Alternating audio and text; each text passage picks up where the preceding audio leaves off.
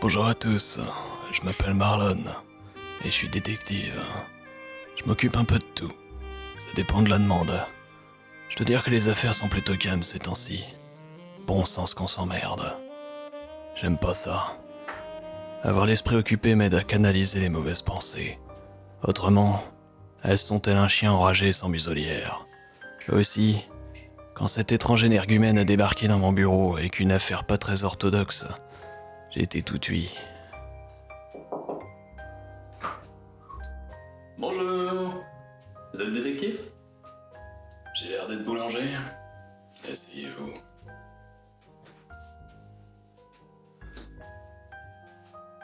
C'est normal qu'on voit pas votre gueule? Ouais. Je vois. Bon. Qu'est-ce que je peux faire pour vous? Eh bien, il paraît que vous trouvez toujours une réponse, peu importe le domaine. Dans la mesure du possible. Vous y connaissez en jeux vidéo? Je m'y connais en une seule chose. Le renseignement. S'il y a besoin que je m'y connaisse en jeux vidéo, je m'y connaîtrai. Et le parrain? Connaissez ça, j'imagine? Quelqu'un vous fait chanter? Non, rien à voir. En fait, il y a eu 2 jeux inspirés par les films. Le premier avait bien marché, mais le second, Les avis n'étaient pas dithyrambiques. c'est le moins qu'on puisse dire. Seulement voilà, moi, j'aime bien. Je suis même accro. Autant vous dire qu'avec une opinion aussi clivante, on se fout pas mal de moi quand j'en parle. Je vous entends bien. Mais pourquoi vous avez besoin de moi? Écoutez, je sais que c'est con, mais j'ai besoin de comprendre. Je supporte pas de rester sans réponse. Objectivement, je vois bien moi-même que j'aime un jeu pourri, mais il faut que je sache pourquoi. Vous êtes bien sûr de vous? Vous connaissez mes tarifs? Alors soit. Je vais me mettre au travail. Je vous recontacterai quand j'aurai trouvé une réponse à votre obsession.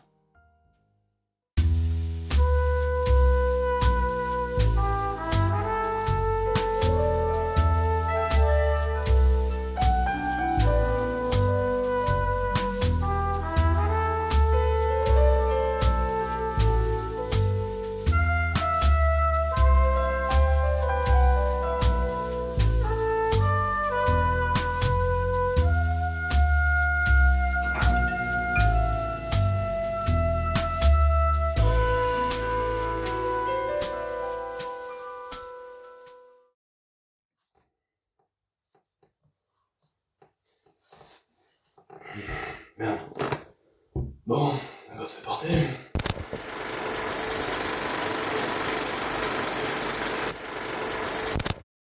En 1969 est publié Le Parrain, écrit par Mario Puzo, et retraçant l'histoire de la famille Corleone au sein du crime organisé de New York. En plus des membres de la famille, l'histoire s'intéresse au personnage de Johnny Fontaine, chanteur sur le déclin, ainsi que de Lucy Mancini, maîtresse de Sonny Corleone, le fils aîné.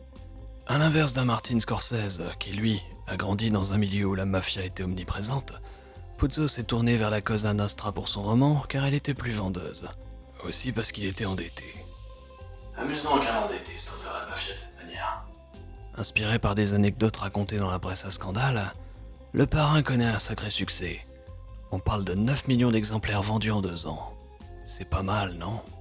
Forcément, qui flaire le pognon appelle l'adaptation. Ainsi, en 1972 sort le film, réalisé par Francis Ford Coppola. On ne va pas s'épancher sur le succès de cette adaptation. Il est possible que vous en ayez entendu parler. Sachez juste qu'à l'heure actuelle, l'American Film Institute le classe à la 2e place des meilleurs films du cinéma nord-américain, juste derrière Citizen Kane. Il est possible que vous en ayez entendu parler aussi. Coécrit par Mario Puzo lui-même, le film reste assez fidèle au livre d'origine, exception faite des intrigues secondaires.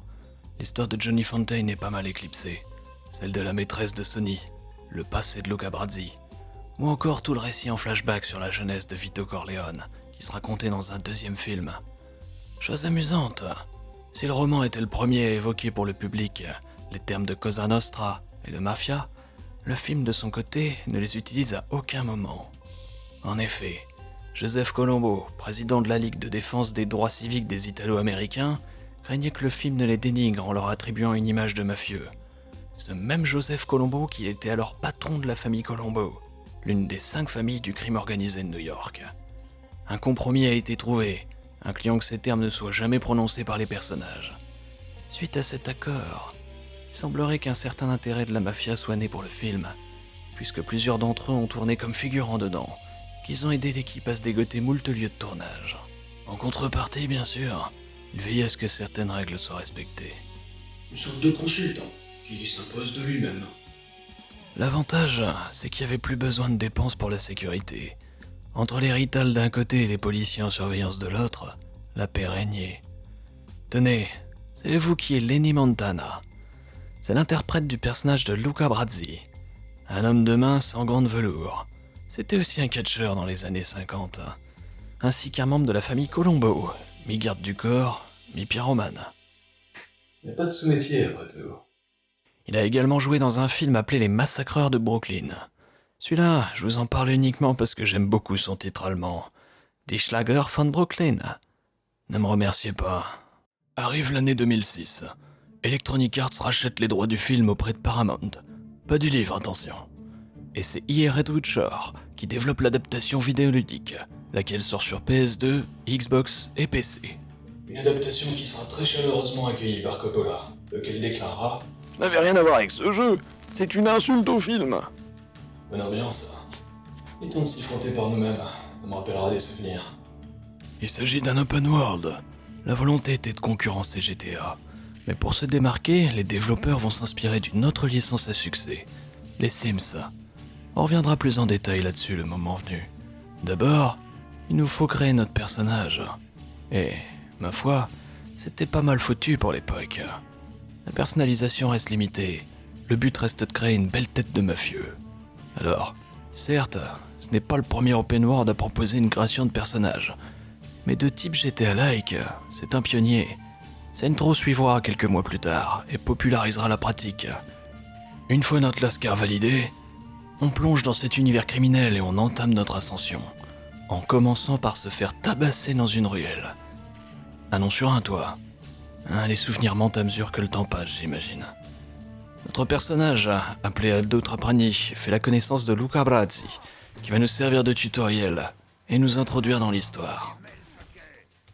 Au niveau de l'adaptation, au-delà des compromis nécessaires pour rendre le tout ludique, l'ensemble est plutôt fidèle.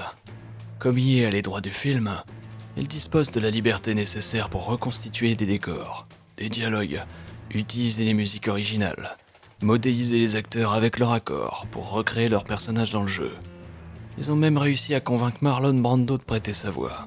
Bon, sauf que le bougre était à l'hôpital, et que les enregistrements étaient de trop mauvaise qualité pour être utilisés. Tout ça pour vous dire que de toute façon, on s'en fout, puisque pour la majorité des joueurs français de l'époque, eh ben, ils l'ont fait avec le doublage français, le jeu. Mais pour revenir à nos Bourbons, le scénario du jeu suit les grandes lignes du film. On commence avec le marronnage en règle des agresseurs de la fille du fleuriste. Ils méritaient pas mieux, ces cons-là. L'intrigue avec Solozzo et Luca Brasi, l'assassinat de Sonny, la montée de Michael, etc. La bonne idée, c'est qu'en parallèle, on suit l'histoire de notre personnage, entremêlé à la grande histoire. On incarne donc l'équivalent de la gâchette de la famille, en pleine quête de vengeance contre Barzini, l'assassin de notre père. On est l'homme de l'ombre, celui qui permet que les décisions des personnages principaux soient exécutées. Un exemple concret, dans la scène du restaurant où Michael assassine le commissaire et Solozzo. Eh bien, dans la diégèse du jeu, c'est nous qui nous chargeons de dissimuler le pistolet dans les toilettes. Mais assez jacté, il est temps de montrer à tous ces pégus de quel bois je me chauffe. Je me souviens qu'à l'époque, les gangsters, je te les décanillais façon jambon d'York. Pas comme ça, les affaires. Je crois que j'ai cassé un truc là. C'est bon, vous avez gagné. Je vais te casser la gueule.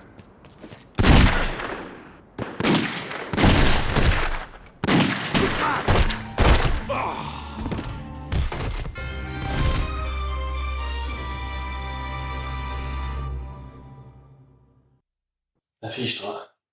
J'ai vieilli, moi. Je ne m'attarderai pas sur les graphismes, c'est plutôt laid. Le clipping fait apparaître des éléments au dernier moment, et la console crache ses poumons dès qu'il y a des effets de fumée. On est sur une fin de vie de la PS2. Centro sort sur 360 quelques mois plus tard, Ici, force est de constater que le jeu a le cul entre deux générations, et les pieds encore dans le passé. Cela dit, il faut reconnaître que les explosions ne manquent pas de panache.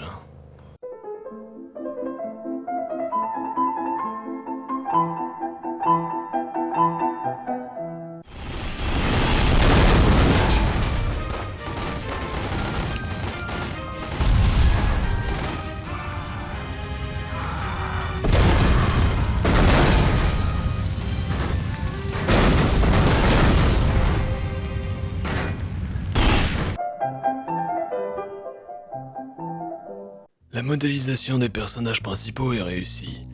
Il s'agit d'un des premiers jeux à utiliser une technique de scan 3D afin de reproduire ces personnages, après James Bond, Everything or Nothing en 2004, dont la technique est similaire. Un procédé qui a dû coûter un paquet de pognon, mais permettant de retranscrire fidèlement certaines scènes du film. Par contre, les animations ne sont pas au même niveau, et la modélisation de la ville est chiante comme la pluie. En dehors de quelques endroits un peu plus chatoyants, les couleurs restent fades, et les textures puent le recyclage en plein nez. Côté gameplay, si avec les années le personnage paraît vraiment rigide, on retrouve un mélange classique entre fusillade, bagarre, conduite en voiture. Là où il tire son épingle du jeu, c'est par son système de corps à corps plutôt poussé, basé sur une mécanique de grappling, offrant tout un éventail de possibilités pour se débarrasser d'un adversaire.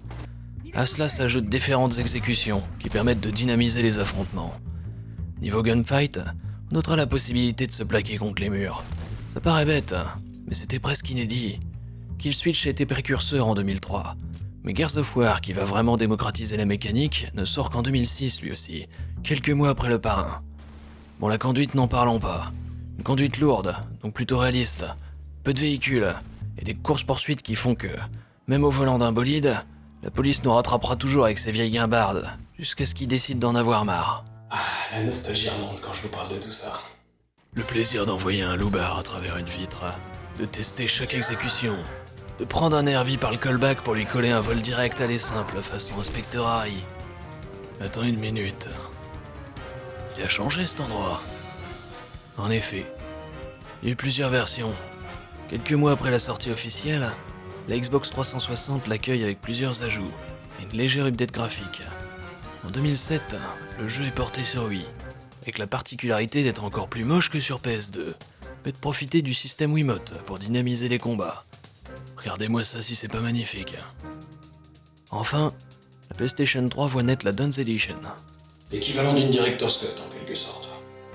Avec vient une timide modernisation du gameplay, notamment une roue des armes, ainsi que l'opportunité d'aller voir un tailleur ou un coiffeur, sans avoir à recharger la partie. De nouvelles missions principales et un paquet de secondaires font leur apparition. Des événements scriptés sont ajoutés, de nouveaux véhicules, des vêtements et des armes. Enfoiré! Percutant, non? Plus sympathique, la possibilité d'engager un garde du corps, voire de faire intervenir une escouade prête à en découdre. La carte se voit enrichie par des raccourcis, des ajouts de commerce, lesquels profitent de nouveaux intérieurs, parce que les anciens se répétaient beaucoup trop. Rassurez-vous pour les puristes, hein. Même avec ces ajouts, ils se répètent toujours autant.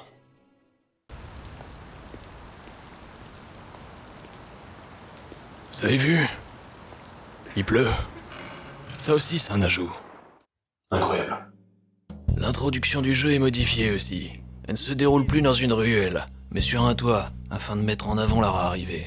Ah, mais c'est pour ça alors. C'est sur cette version que j'enregistre ma partie. Et pour les curieux qui souhaiteraient le découvrir, c'est celle que je vous encourage à tester. Disponible pour seulement... Oh bordel. Ouais, partez plutôt sur la version PC. Moins riche, mais moins cher.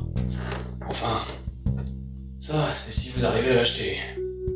Parce que ce sera pas sur Steam, ni sur GOG. Il faut la version physique. Donc un PC, qui dispose encore d'un lecteur CD-ROM. Et attention parce que le jeu tourne pas sous Windows 11. Il supporte pas non plus les écrans 16 neuvième, ou 4K. Amusez-vous bien à configurer une manette une fois que vous aurez résolu tout ça. Non, parce que le système de grappling à la souris, c'est un peu comme jouer au billard sans la queue. L'intérêt est vite limité. Bon, émulez-le, ce sera plus simple. Vous vous souvenez lorsque je vous ai dit que les développeurs s'étaient inspirés des Sims? Une licence d'IA par ailleurs. Pratique. Bon, à me voir dégnommer de la fripouille comme on décapsule une bière, avec un chouïa de violence, il est possible que le lien vous saute pas à la gueule. À détailler un peu tout ça. La volonté derrière cette idée, c'était que le joueur s'approprie son avatar et sente son empire se construire. Ça passe par une customisation du personnage, déjà abordée, mais aussi par la volonté de donner une vraie dimension sociale à l'univers autour de nous, pas juste un terrain de jeu.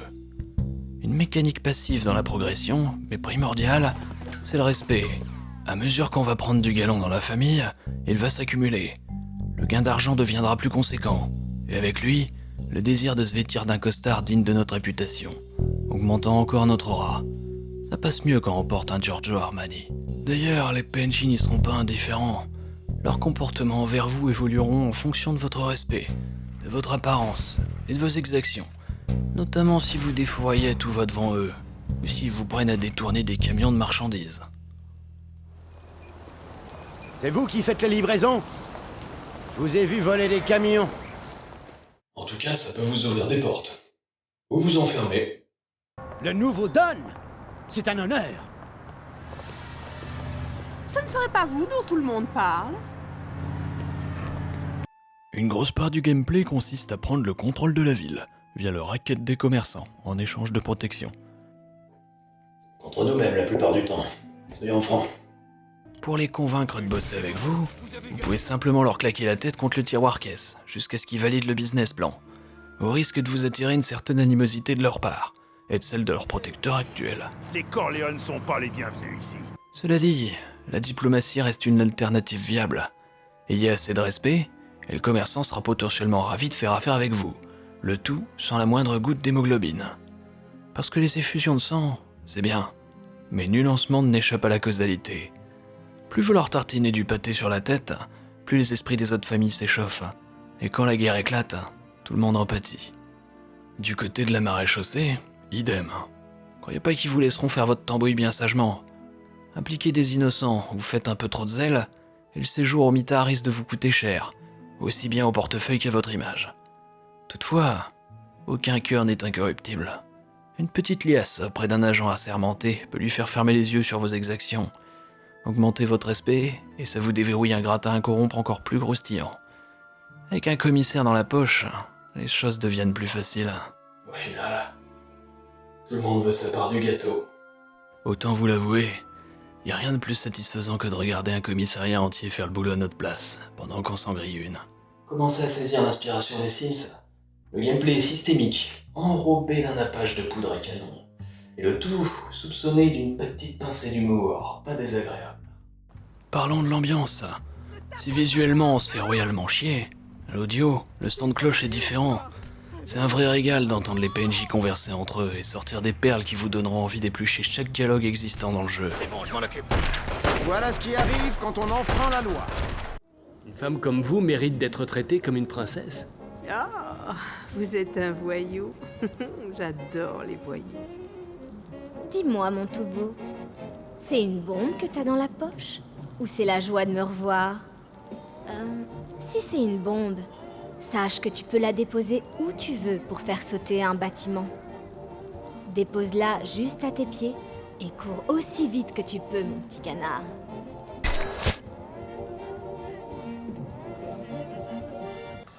Ah, et aussi, y a ce mec-là. Ça, je sais pas. Au final, le titre propose pas mal de qualité et d'innovation. Mais au-delà de sa dimension sociale, qui enrichit énormément l'expérience, le gameplay demeure aussi classique que répétitif.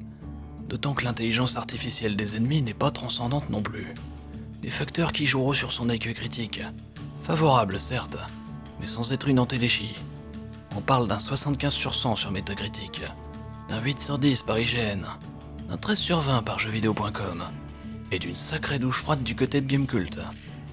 En revanche, le titre se vend bien. Il y a l'estampille de la gamme Platinum, confirmant le million d'exemplaires vendus. Et bien qu'on ne dispose pas de chiffres officiels, on estime les ventes entre 2,5 et 4 millions. En comparaison, l'adaptation de Scarface quelques mois plus tard se vendra aux alentours de 2 millions. De même pour le premier Mafia en 2002, environ 2 millions. L'argent plein l'argent. Petite suite. Je me demande tout de même pourquoi le jeu a disparu de tous les sites de revente dématérialisés. Il va falloir que je creuse de ce côté-là également.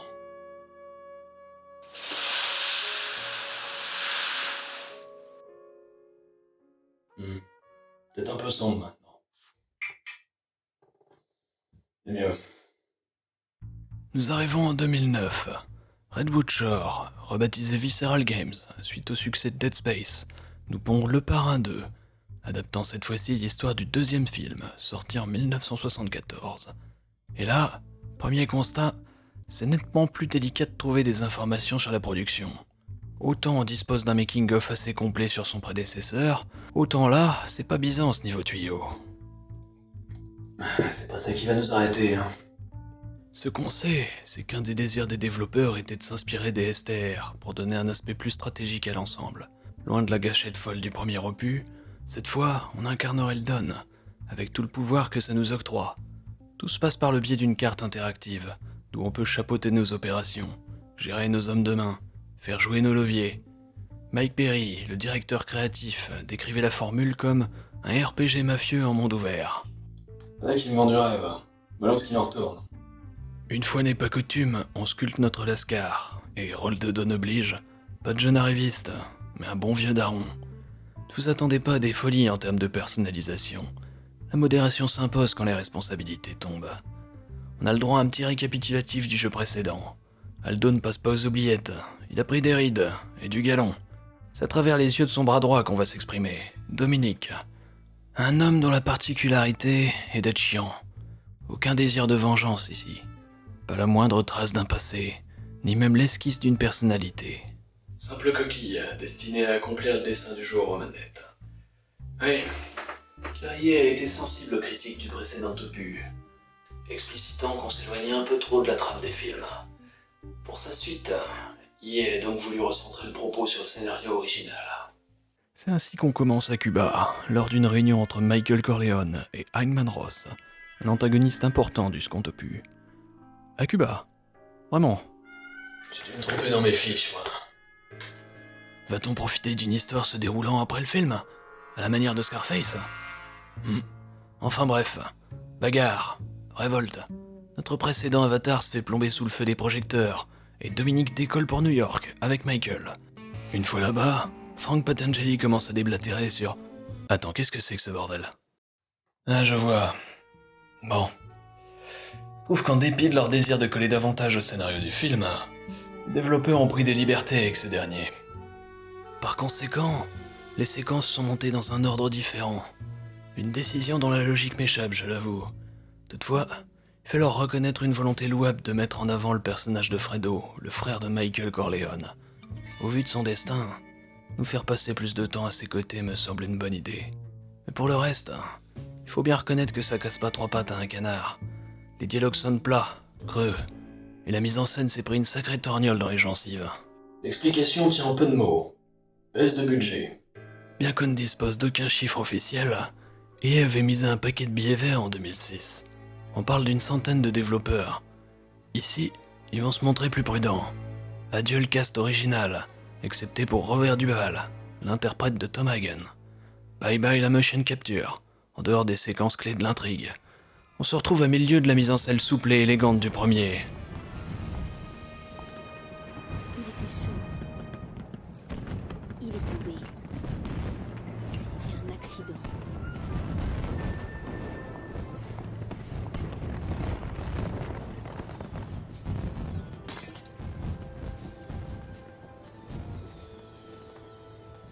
Ici, les animations sont restées en 2006.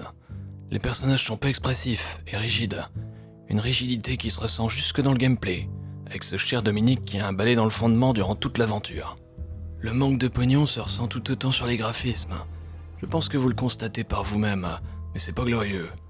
Pour rappel, on est en 2009, en face d'Uncharted 2, ou de The Saboteur et d'Infamous 2 pour rester dans les open world. Notons un point positif toutefois. Une bande-son années 60 des plus appréciables, oscillant entre funk, jazz et rock'n'roll. Bon allez, voyons ce que ça donne manette en main. On reste en terrain connu. Extorsion de commerçants, bagarre. Conduite assez lourde, bagarre. Défouraillage en masse, bourre-pif à foison, explosion, et enfin... Le nerf de la guerre, vos hommes de main.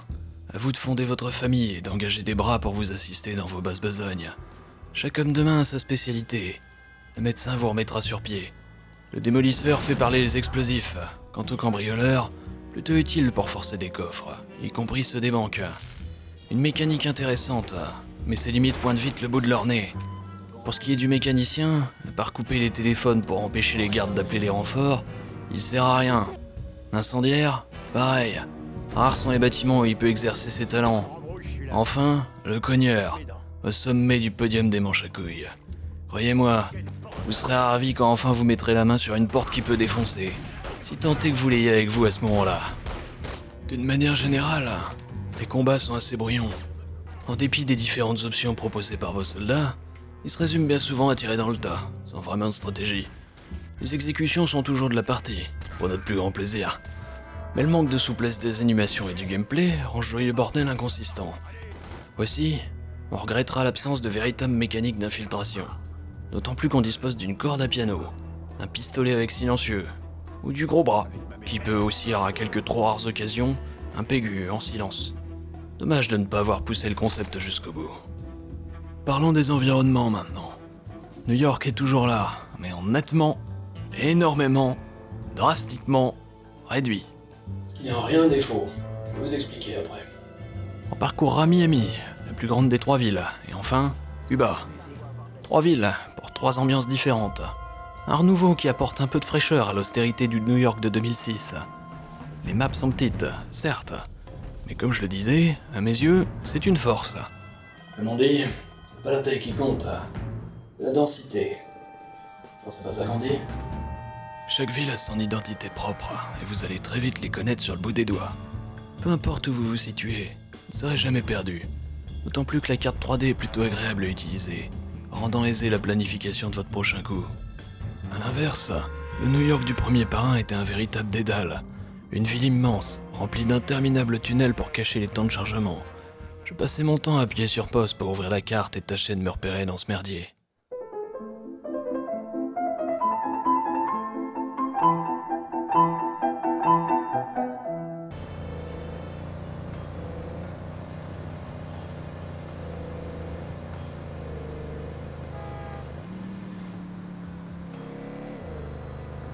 Ça, vous emmerdez pas? Non, parce que c'est pas terminé.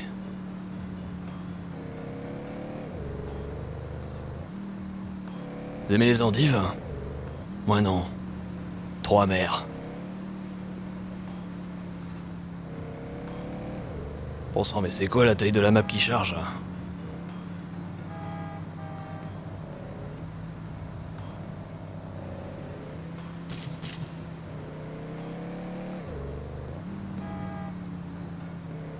Bon, rassurez-vous, c'est aussi chiant pour moi que ça l'est pour vous, là.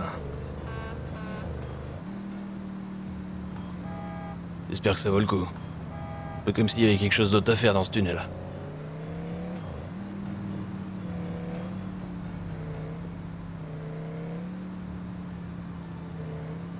Tenez, une petite anecdote dont vous êtes peut-être pas au courant. Vous êtes déjà allé sur le mont Bugarache? Vous connaissez le lien entre cette montagne et l'Arche d'Alliance? Et il se trouve que dans les années 70... Ah, ça y est, on arrive. Non mais c'est bon, on a compris, c'est plus drôle maintenant. Ah, j'en ai plein le cul de vos conneries. L'appropriation de l'environnement n'est pas le seul bon point de ce choix. Car contrairement aux précédents opus, les autres familles ne restent pas passives. Elles vont chercher à reprendre les business que vous leur piquez. Croyez-moi, lorsqu'une bande de traînes savates s'en prend à vos bénéfices, vous apprécierez de ne pas avoir 5 km de voiture à vous farcir avant d'être en mesure de vider votre chargeur. Imaginez seulement devoir vous traîner d'un bout à l'autre de cette carte pour les mêmes raisons, et vous conviendrez qu'il s'agissait là d'un choix judicieux. Un autre regret, c'est l'abandon de l'inspiration Sims pour la foule. Déjà, il n'y a pas grand monde dans les rues. On dirait Maubeuge un dimanche après-midi. Mais le côté organique où les citoyens réagissaient à vos actions a complètement disparu. En contrepartie, on se farcit un système de quêtes annexes aléatoires, où chaque glandu rencontré est susceptible de nous donner un tuyau, des moyens de pression sur un officiel, ou simplement du cash. L'intérêt de ces quêtes se limitant à tabasser Bernard, tuer Fernand ou dévaliser le coffre de Bernadette, ma joie reste limitée à leur exécution. Aussi, les coins ne seront plus aussi présents pour être corrompus et nous prêter main forte. Dans le meilleur des cas, on peut soudoyer un commissaire, voire un agent du FBI, afin d'envoyer un homme de main d'une famille rivale en tôle. Une mécanique que vous allez utiliser une fois, avant de vous rendre compte qu'elle ne sert à rien. Les autres fonctionnaires corruptibles sont pas logés à meilleure enseigne. Réparer un bâtiment plus vite, libérer un de nos soldats de prison. On a vite fait le tour des inutilités faisant office de nouveauté. Ah, un petit retour sur l'optimisation. J'aimerais arriver en un seul morceau, c'est possible?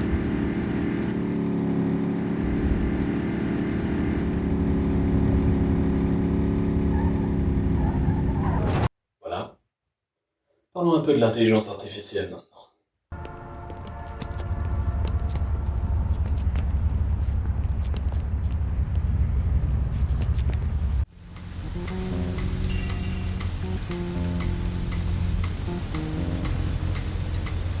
Il faut rendre à Mangano la monnaie de sa pièce. Faut qu'il sache qui commande ici.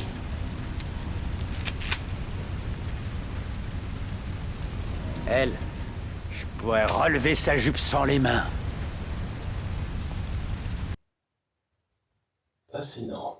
Du côté des business s'ajoute une mécanique de monopole. Le principe est simple. Contrôler un monopole vous octroie un bonus, à vous ou à vos ennemis. Ainsi, si vous voulez affaiblir une famille rivale pour mieux les suriner dans le dos comme le dernier des tolards, envoyez donc votre démolisseur poser une bombe où ça fait mal. Attendez-vous toutefois à ce qu'ils vous rendent l'appareil. C'est de bonne guerre après tout. Bon bah voilà, on a tout dit, non? Les mêmes défauts que son prédécesseur. La même boucle de gameplay extrêmement répétitive, au risque de devenir très redondante. Pourtant, il doit bien avoir une raison si mon client arrive pas à en décrocher. Et ton père, il était vitré. Patron, on a de la compagnie. Vous êtes... Fais gaffe, le prochain c'est moi. Alors ça t'aurait... Bagarre. Non, arrêtez! Il mériterait de pourrir dans le caniveau, tiens.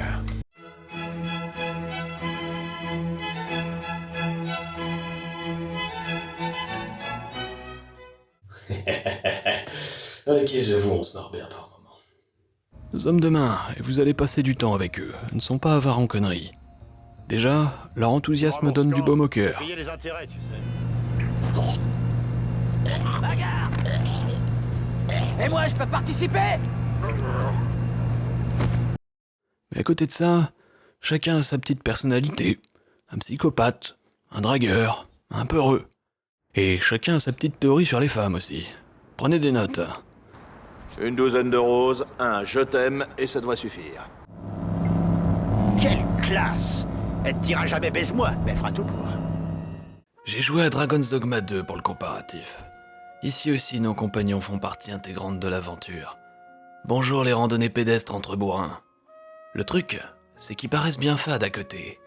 Des dialogues peu inspirés, et plats, répétés en boucle, et une tenue générale dans leur personnalité qui ne les renvoie à rien de mémorable. Dans leur tenue, par contre, là, y a pas de retenue. Voilà la foire du slip. On n'est pas là pour parler de ce jeu. Autant vous dire que quand dans votre équipe vous avez comme partenaire un alcoolique, un dépressif et un tueur de femmes, les choses deviennent vite funky. Laissez-les 2 minutes tranquilles et ils iront boire un verre. Je vais prendre une limonade, là. Cracher sur le cadavre de leur ennemi. Jouer au dé. Voire plus surprenant.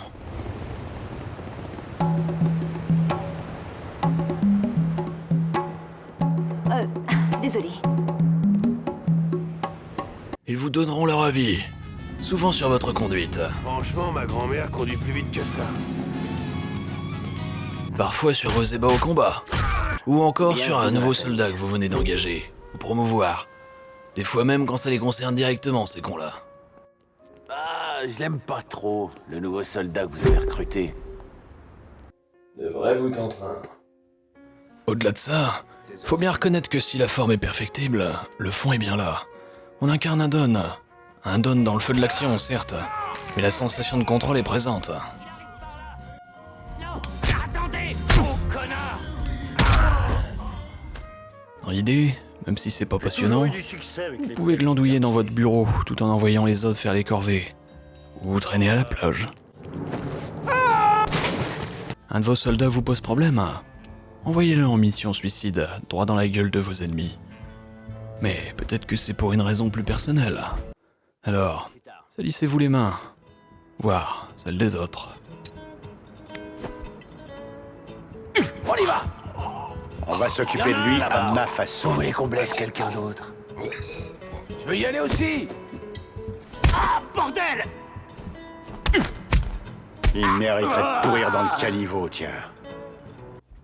Au contraire, l'un d'eux se montre méritant, offrez-lui une promotion, et pourquoi pas, un meilleur calibre. Le jeu vous offre même la possibilité d'imposer un dress code pour tout le monde. Ainsi, s'il vous prend l'envie de retrouver l'esprit de la prohibition avant d'aller arroser une façade depuis la bagnole, libre à vous. Et mine de rien, on s'amuse au milieu de tout ce bordel. Je crois qu'on a enfin mis le doigt sur la réponse. Reste une question en suspens. Pourquoi le jeu est disponible nulle part? Quand on fouille un peu, on tombe pourtant sur une large demande, que ce soit pour le rendre disponible, ou même pour un remaster. Eh bien, la réponse est aussi bête que décevante, comme souvent. Vous vous souvenez qu'au début de la vidéo, je vous avais dit qui avait acheté les droits d'exploitation du film Le Parrain. Ces droits sont arrivés à échéance en 2014, hélas. Un peu comme des musiques qui se voient retirer de certains jeux. Vous doutez bien qu'avec le pognon qu'il faut raquer pour exploiter une licence de cette envergure, c'est pas dans l'intérêt d'un éditeur de payer pour des queues de cerises. Là où cette histoire devient triste, mais intéressante, c'est concernant le domaine de la préservation du patrimoine vidéoludique. On pourrait imaginer qu'une fois le film tombé dans le domaine public, c'est-à-dire en 2067, il faudrait être un peu patient. Le jeu redeviendrait enfin libre et pourrait être mis à disposition des joueurs. Sauf que le titre Le Parrain, le logo, le visuel, tout ce qui l'englobe quoi. C'est une marque commerciale protégée. Tant que la protection est renouvelée, la marque ne peut pas tomber dans le domaine public. Et au vu de la manière dont Le Parrain est ancré dans la pop culture de nos jours, pouvez-vous même vous figurer que la balance ne penche pas du côté de la plèbe. Après, l'espoir demeure. Le jeu GoldenEye s'était retrouvé dans un cas similaire et a été réédité légalement en 2023, après plus de 20 ans de blocage. Comme on dit, l'argent n'ouvre pas les portes du paradis, mais il permet de bâtir l'ascenseur. Restent d'autres questions morales. On l'a vu, le réalisateur Francis Ford Coppola n'a jamais approuvé les jeux, qui selon lui dénaturaient le message de son œuvre, et n'étaient qu'une bête exploitation commerciale, qui plus est, trop centrée sur la violence. On peut pas vraiment lui donner tort. À juste titre, on pourrait penser qu'il serait plus respectueux envers lui de ne pas exploiter à nouveau la licence, au risque de délivrer un message à l'opposé complet de la vision d'un de ses auteurs. Il est tout aussi juste de maintenir qu'un film n'est pas l'œuvre que de son réalisateur, et que par conséquent, ce n'est pas à lui de décider de ça. Tout comme il est parfaitement censé d'argumenter que le jeu, lui, au-delà de son aspect d'exploitation de licence, est le résultat d'une équipe de développeurs passionnés sur plusieurs années, et qu'ils sont tout aussi légitimes à avoir envie que leur travail soit remis à la disposition des fans. C'est compliqué. Qu'il en soit, et bien qu'on ne sache pas ce que nous réserve l'avenir. Il est fort à parier qu'avec les années, ces jeux risquent de devenir des lost media. Aussi, si vous avez une copie chez vous, il est possible que vous ayez entre les mains plus que ce que vous ne pouvez imaginer.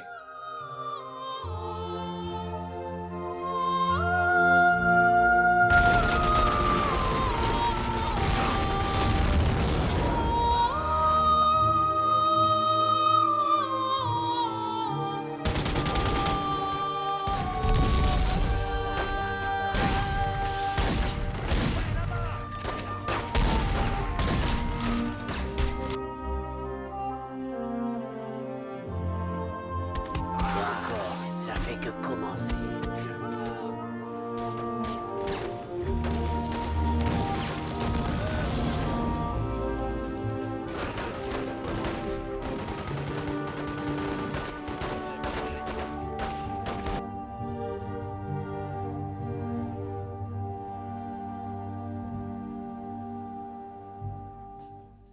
Ah, ça fait bizarre de boucler une affaire après tout ce temps. Quelle félicité. Quelle heure c'est-il? Tout de même. Bon. Eh bien, il me reste à appeler mon client pour lui délivrer mes conclusions. Quant à nous, vous avez apprécié cette enquête? Ben, n'hésitez pas à le faire savoir. Un like, un commentaire, ça filera un coup de main à ce bon vieux cabinet. Prenez soin de vous. Je vous dis à bientôt.